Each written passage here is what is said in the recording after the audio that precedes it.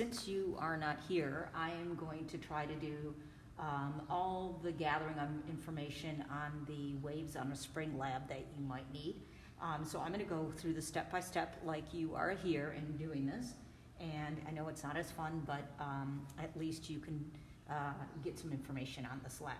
Okay, so I have two kinds of slinkies. I don't know if you can see the one that's way down there that's thinner, coiled. That's better for certain kinds of measurements and making some waves. While the slinky type spring is easier for you to view on what's happening because it's just a larger scale spring. Okay, so it says stretch out the slinky, don't overstretch because if you get beyond its elasticity, you can't get it back. And then mark the base position of the slinky near the center with a piece of masking tape. So you can see my blue tape that I have put down here so that you can see it. All right, have one person move the end of the spring back and forth to make a wave. The other person should hold. I have no other person since we're in quarantine. I'm all alone here at school. And I set up a ring stand with our big lead weight, trying to hold it down and some duct tape. Okay, so we're gonna move it back and forth. And it says a single pulse. So I'm gonna try to do a single pulse.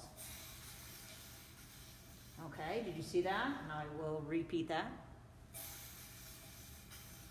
Okay, and then you are supposed to decide what it's called when the pulse comes back. So it hit a boundary and came back. What do we call that? All right, and then I want to know, is the pulse upright or inverted when it comes back? And remember, it's hitting a rigid boundary. So in our notes, we talked about this. So let me do it one more time. Okay, and you should easily see what happened there, I hope. And then what part of the wave diagram is the tape marking? So this is that line where there's no movement, and that line where we measure the amplitude from. So hopefully you know the name of that. And what type of mechanical wave did we send down? So we have a choice between a longitudinal wave and a transverse wave, okay? All right, now it says, now send a pulse down the slinky, not by waving it back and forth, but by grasping it with your free hand about 50 centimeters from the hand. Pull the spring back towards you and compressing the spring, and then release it. All right. All right, did you see that? That was quite a different kind of spring action there. All right, I'm not trying to wiggle it left and right. It is just supposed to be make a compression and a rarefaction. And hopefully you can see that. Okay, now we're going to do something with wave speed. You know what? I think I'll use this particular spring for this one. All right. Okay, so it says, with the spring stretched out, measure the spring length. Okay. Oh, with the spring, okay. Let me, I guess, leave it like this. Okay, so how are we going to measure this? Well, we are going to count tile because that's going to make things the easiest. And every tile is a 1 foot tile, so 12 inches. And pretty much,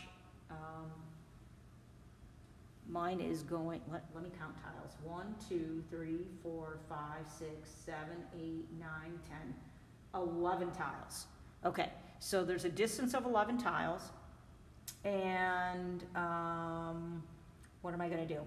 So time, how long it takes a pulse to travel the length of the wave and back. Okay, repeat and record average time. So I'm going to do this a few times. So I'm going to grasp again, pull it back a certain amount. Oh wait, sorry, which way do I want? I'm going to do a pulse. I'm going to do a regular pulse. I'm going to do a side-to-side pulse. Okay, so then I don't have to worry about how much I grab and compress. Okay, here we go. Okay, you could time 2 of those pulses if that's easier, if it's too short of a time to record just 1 pulse. All right, let me do it again. All right. If I wave it harder, if I use more force, is it going to go faster? Let's find out. All right, hopefully you could time that, and I will do it one more time. Okay, now it says, now make the spring tensor by gathering a part of the spring and having one partner hold it. The other end person now pulses the remaining part of the spring. Okay, so now that you could also do this by me moving further back and doing it, so I stretch the spring out further, but that's gonna be harder for you because then I change the distance and I have to move my camera, so I don't wanna do that. So I'm just gonna gather some of that spring in my hand, you see that? So the spring should be tenser. I can only tense it up so much because otherwise I'm scared I'm gonna knock down my ring stand over there and then it's gonna be trouble. All right, so here we go. I'm gonna do it again. Okay, let me do it again. All right, let's do it one more time. All right, okay, and hopefully we're able to see some kind of speed on that. Okay, and then the question is, what is the relationship between spring tension and wave speed? And you should be able to calculate that. I hope you maybe even could visibly see. I'm gonna do a little more, I'm taking a risk. I'm gonna try it with even more coiled up and see what happens. See if you can just tell with even out timing what's happening.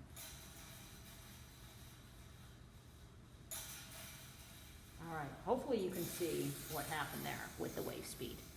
Okay, then right here, this has you just draw stuff with all the words from our notes, okay? All right, play with the slinky. Oh, I'm supposed to make a standing wave though. Okay, and then we're gonna draw what hopefully you know. Okay, so first let me do that. You know, I just may stay with the slinky instead of the other one. Let me see if, I don't know. Let me see if I can,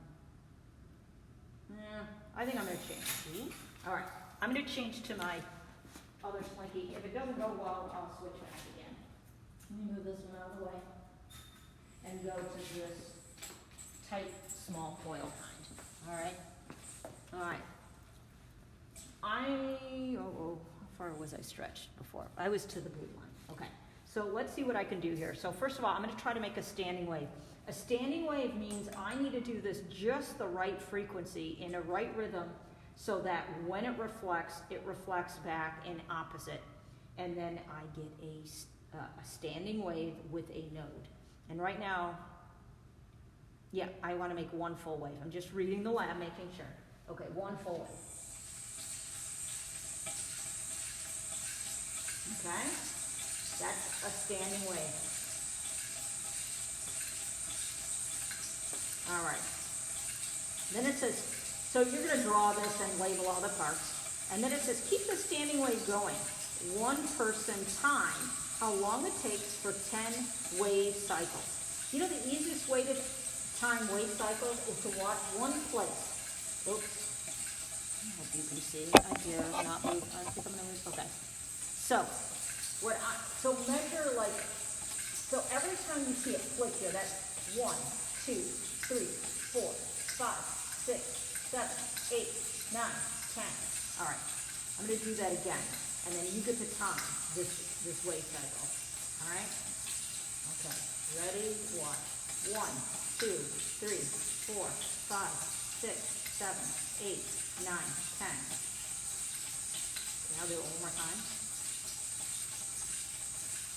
1, 2, 3, 4, 5, 6, 7, 8, 9, 10. It is hard doing everything by yourself. All right. Okay, so hopefully you have that. Now, that is called the second harmonic. And why is it the second harmonic? Because half a wave is the simplest one you can do. That is boring, and no one wants to do this or time it, and it's just kind of sloppy. All right? So we're ignoring that one. All right? Okay.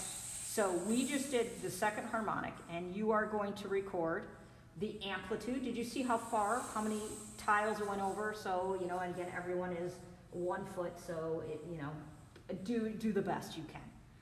To be honest, that information doesn't really play a part in too much of the lab. Then you had the time for 10 waves. Then you can figure out the period. Oh, I'm looking at the lab sheet here. All right. Then you can figure out the period. Seconds per wave, and then you could find out the frequency, which is the reciprocal of the period. The wavelength, you tell me, how many waves were here? Whoops, see if I can get to speed, it's all rhythm. Isn't there one up and one, like one crest and one trough? That's one full wave. You know the distance, you know how many tiles I had between here, so you know the wavelength, okay? If you know the wavelength and the frequency, then you also know, actually, yeah, so you could figure out the wave speed. Oh, in fact, I tell you how to do that right there. Calculate the speed using V equals F times lambda. You know lambda and F. Okay, then what are we gonna do? We're gonna repeat this. It says increase the frequency of the wave to get the next standing wave. Repeat your measurements. Okay, so let's do this now. Now this takes some talent on my part. Let me get this right.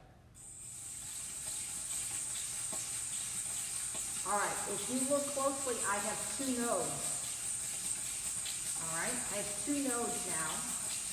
So hopefully you know how many waves are here, right? I have a crest, a trough, and another crest, okay? I still have the same distance. That means the wavelength is shorter than it was before. Now, we have to manage to time this, and I'm gonna get really tired. I don't know if I can count. I will maybe try it. Okay, I'm gonna start counting. 1, 2, 3, 4, 5, 6, 7, 8, 9, 10. 1, 2, 3, 4, 5, 6, 7, 8, 9, 10. All right, this is a good workout. All right, so that was the third harmonic. All right, again, to find the wavelength, you need to know how many waves were in that same distance and then figure out what the wavelength was. You're going to do the period the same way, take the reciprocal, find the frequency, and find the speed using the formula. Okay, one more trial here. I have to manage to do, have an extra node in there. All right, let's see what I can do. All right.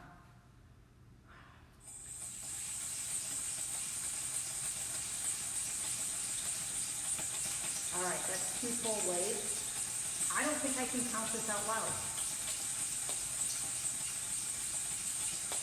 1, 2, 3, 4, 5, 6, 7, 8, 9, 10. 1, 2, 3, 4, 5, 6, 7, 8, 9, 10. 1, 2, 3, 4, 5, 6, 7, 8, 9, 10. I think I counted right. You can, I'm gonna try it one more time without counting, and you can, I don't know if you can figure out with the video. All right, this is all uncharted territory. All right, let me try that again.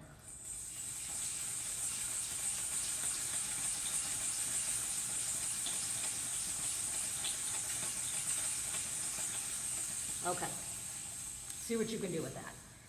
All right, how many nodes were there for the second harmonic? There was 1, third harmonic 2. Look, I'm giving you answers. Fourth harmonic 3. All right, and then you have to just answer those things there. Last thing to do on the last page is wave interference. 2 people, oh, I can't do that. I'm gonna have to find a video on that because both people on each side are supposed to, one person's supposed to send a wave like that, and someone else is supposed to send a wave, and you're supposed to see how they interact. And then you're supposed to use, oh, my words are not coming to me. But the wave interference that, that the amplitudes sum when they overlap. I was hoping you could see it. I will see if I can find a video for you to watch that. Okay, so hopefully you have enough information to do this. And I guess that's it. All right. Okay, have a good day. Look at, oh, hello. Look at the empty space. All right, just me and the guest. Okay, all right, have a good day.